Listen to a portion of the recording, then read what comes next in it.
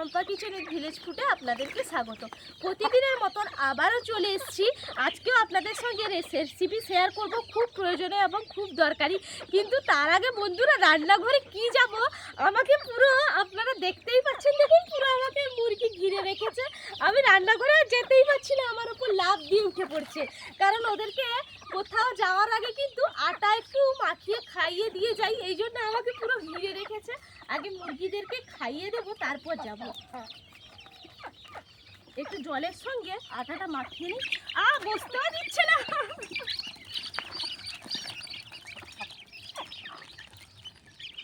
দাঁড়া দাঁড়া, ভালো করে মাখাই আমি। দেখুন উঠে পড়েছি, পুরো আমাকে যেন আগে খেয়ে দিবে, পুরো এমন অবস্থা। দেখুন, আগে একটু খেতে না দিয়ে গেলে শান্তি নেই। এখন কচি কচিগুলো হয়েছে না, ছোট ছোট বাচ্চা।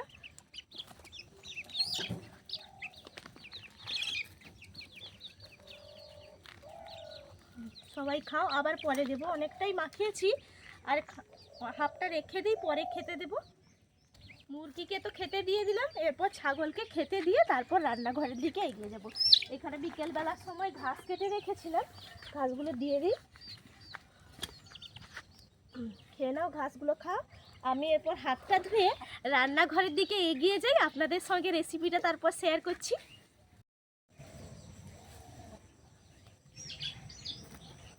রান্নাঘরে বন্ধুরা চলে এলাম, এরপর আপনাদের সঙ্গে শেয়ার করা যাক। দেখুন, রান্নাঘরে তো চলে এলাম। আজকে বানাবো, আপনাদের সঙ্গে বলাই হয়নি যে আজকে কি বানাবো। আজকে বানাবো কাস্টার্ড পাউডার। বাজার থেকে কিন্তু আমরা অনেকটা চড়া দামে কাস্টার্ড পাউডারটা কিনে আনি। আর এই সময় বিশেষ করে কোনো রকম পুডিং বা কোনো রকম কাস্টার্ড বানালে একটু দুধ একটু চিনি দিয়ে কিন্তু বানালে পুডিংটা দারুণ লাগে খেতে। একটু দুধ দিয়ে দিলে তার সঙ্গে অসাধারণ লাগে। বাজার থেকে কিনে আনার আর দরকার পড়বে না। আর বিশেষ করে আইসক্রিম বানানোর ক্ষেত্রেও কিন্তু কাস্টার্ড পাউডার আমাদের খুবই প্রয়োজনীয় হয়। বিশেষ করে এখন তো বাজারে প্রচুর পাওয়া যাচ্ছে চেরি, আঙুর, যে অনেক রকম ফল তো সব বছর বছর পাওয়াই যায়। সেই ফল দিয়েও কিন্তু কাস্টার্ড পাউডার দিয়ে একটা খুব সুন্দর ডেজার্ট আপনারা তৈরি করে নিতে পারবেন, খুব ভালো লাগবে খেতে। এই জন্য আজকে খুব অল্প সামগ্রী, বাড়িতে থাকা জিনিস দিয়ে আপনারা বানিয়ে ফেলবেন। আপনারা বিশ্বাসই করতে পারবেন না যে বাড়িতে এত সহজেই কাস্টার্ড পাউডার বানানো যায়। তাহলে চলুন আমি কি করে বানাচ্ছি আপনারা দেখতে থাকুন। দেখুন, পাউডারটা করার জন্য সর্বপ্রথম কিন্তু আমার লাগবে চিনি। এখানে আমি নিয়ে নিয়েছি, ছোট একটা কাচের বাটির মাপ করে নিয়েছি আমি 1 বাটি চিনি। আপনারা যে যেরকম পরিমাণে করবেন সেরকম কিন্তু চিনিটা নিয়ে নেবেন। আমি তবে এখানে নিয়েছি 1 বাটি চিনি। আমি এটা গুঁড়ো করে নেব। আপনারা চাইলে এটা মিক্সিং বোলের মধ্যেও কিন্তু গুঁড়ো করে নিতে পারেন। আমি শিলনোড়ায় গুঁড়ো করে নিচ্ছি।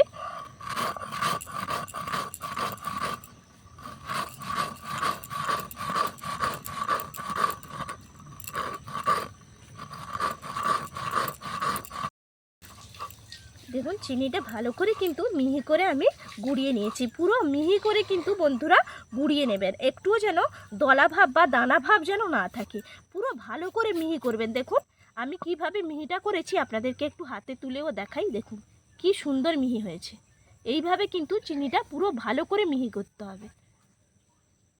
চিনিটা নামিয়ে নিচ্ছি একটা প্লেটের মধ্যে। কি সুন্দর, এত সুন্দর মিহিভাবে গুঁড়ো হয়েছে। দেখুন পুরো পাউডারের মতো কিন্তু উড়ে যাচ্ছে একবারে। এখন চিনিটা তো ভালো করে গুঁড়ো করে নিয়েছি, এর সঙ্গে কিন্তু আমি মিশিয়ে নিতে হবে কর্নফ্লাওয়ার। কর্নফ্লাওয়ার রেসিপিটা আমার দেওয়া আছে অলরেডি, আপনারা চাইলে কিন্তু ভিজিট করে নিতে পারেন। বাড়ির তৈরি দেখুন কর্নফ্লাওয়ার কত কাজে কিন্তু আমি ব্যবহার করছি। আমাকে আর বাজার থেকে কিনে আনতে হচ্ছে না। বাড়িতে বানানো জিনিস, নিজের হাতে তৈরি করা কোনো জিনিসের সঙ্গে আবার ব্যবহার করে সেটা বানাচ্ছি বাড়িতে, কতটা আনন্দ লাগছে। আপনারা চাইলে কিন্তু বন্ধুরা দেখে নিতে পারেন, যেসব বন্ধুরা দেখেননি। এখান থেকে আমি নিয়ে নেব, এখানে একটা বড় চামচ নিয়েছি, এই চামচের আমি 3 চামচ নিয়ে নিচ্ছি কর্নফ্লাওয়ার। 1 চামচ দিলাম, 2 চামচ, 3 চামচ। এরপর এটা যে দিয়েছি কর্নফ্লাওয়ারটা চিনির সঙ্গে ভালো করে মিশিয়ে নিচ্ছি। দেখুন ভালো করে তো মেশানো হয়ে গেল। এরপর এর মধ্যে আমি দিয়ে দেব। এখানে নিয়েছি আমুল দুধের যে প্যাকেটগুলো হয় 10 টাকা দামের হোক আর বড় হোক, আপনারা যতটা পারবেন নিয়ে নেবেন। এখানে আমি দিয়েছি কর্নফ্লাওয়ার দিয়েছি 3 চামচ, সেই জন্য এখানে আমুল গুঁড়ো দুধটা আমি দিয়ে দিচ্ছি 3 চামচ। এখানে বড় চামচে দিয়ে দিচ্ছি। দেখুন এরকম সাইজের একটা চামচ কিন্তু নিয়েছি, এখানে দিয়ে দিচ্ছি আমি 3 চামচ। 2 চামচ দিলাম, দেখুন 3 চামচ দিয়ে দিলাম। এরপর আবারও কিন্তু ভালো করে মিশিয়ে নিতে হবে। ভালো করে মিশিয়ে নিচ্ছি। কি সুন্দর দেখতে লাগছে দেখুন। পুরো আমুল দুধটাও ভালো করে মিশিয়ে নিয়েছি, সব কিছু কিন্তু মেশানো রেডি। আর এর মধ্যে আমি দিয়ে দেব ভ্যানিলা এসেন্স। ভ্যানিলা এসেন্সটাও আমি কিন্তু বাড়িতে বানিয়েছিলাম অলরেডি, সেটারও কিন্তু রেসিপি দেওয়া আছে, আপনারা চাইলে ভিজিট করে নিতে পারেন। আর কত সুন্দরভাবে নিজের হাতে তৈরি করেছি বলে দুটো জিনিস কিন্তু বাড়িতেই থেকে পেয়ে গেছি, আর বাজার থেকে নিয়ে আসতে হয়নি। খুব কম খরচে বাড়িতেই কিন্তু আমি কাস্টার্ড পাউডারটা তৈরি করে নিচ্ছি। আপনারা চাইলে বন্ধুরা ভ্যানিলা এসেন্সটাও দেখে নিতে পারেন। এখান থেকে কিন্তু আমি অল্প দিয়ে দেব। এখানে দেখুন এই ছিপির মধ্যে একটু নিয়ে নিচ্ছি, এখান থেকে 4 ফোঁটা দেব গুনে গুনে।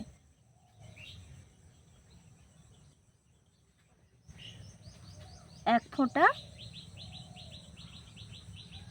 2 ফোঁটা,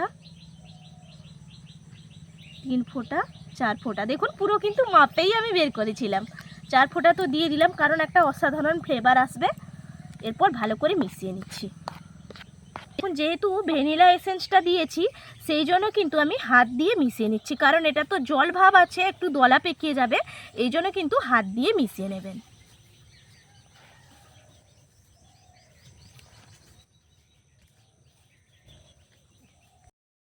দেখুন ভালো করে মিশিয়ে নিয়েছি, দেখুন আর একটুও কিন্তু দলা ভাব কিন্তু নেই। এরপর আমি এর মধ্যে আর দিয়ে দেবো, এখানে দেখুন ইয়েলো ফুড কালারটা নিয়েছি, এখানে আমি 1 চিমটে তুলে কিন্তু এর মধ্যে দিয়ে দেব, তাহলে কালারটাও দারুণ আসবে। ভালো করে মিশিয়ে নিচ্ছি। এরপর দেখুন এখানে আমি কাস্টার্ড পাউডারটা করছি, তোদেরকে আমি খেতে দিয়ে এলাম, দেখুন আবার পৌঁছে গেছে, ভাবছি এখানে আমি হয়তো ওদের জন্য খাবার তৈরি করছি।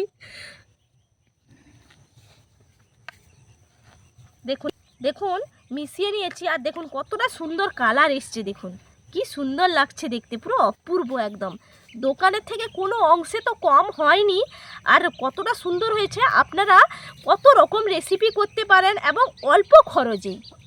দেখুন কতটা সুন্দর হয়েছে, একদম দোকানের মতন পারফেক্ট, আর দেখতে তো অনেকটাই সুন্দর হয়েছে। আপনারা অনেক রকম রেসিপিতে কিন্তু ব্যবহার করতে পারবেন। আমরা তো বিশেষ করে এই সময় আইসক্রিমে তো বিশেষ করে ব্যবহার করে থাকি, বা পুডিং বানাবেন, কোনো রকম ডেজার্টও বানাতে পারবেন, খুবই ভালো লাগবে। এবং বাড়িতে থাকা মাত্র 5টা উপকরণ দিয়ে খুব সুন্দরভাবে কাস্টার্ড পাউডারটা আমার কিন্তু রেডি হয়ে গেল। বাড়িতে থাকা খুব অল্প খরচেই আপনারা বানিয়ে নিতে পারবেন, চড়া দামে আর বাজার থেকে কিনে আনার কোনো রকম প্রয়োজন নেই। আর এটা আমি কাঁচের বয়ামের মধ্যে ভরে রাখবো, তাহলে অনেক দিন ধরে কিন্তু সংরক্ষণ করে রাখতে পারবো। বয়ামের মধ্যে আমি ভরে নিচ্ছি। দেখুন নিজের হাতে কিছু তৈরি করতে পারার মজাটাই কিন্তু সম্পূর্ণ আলাদা।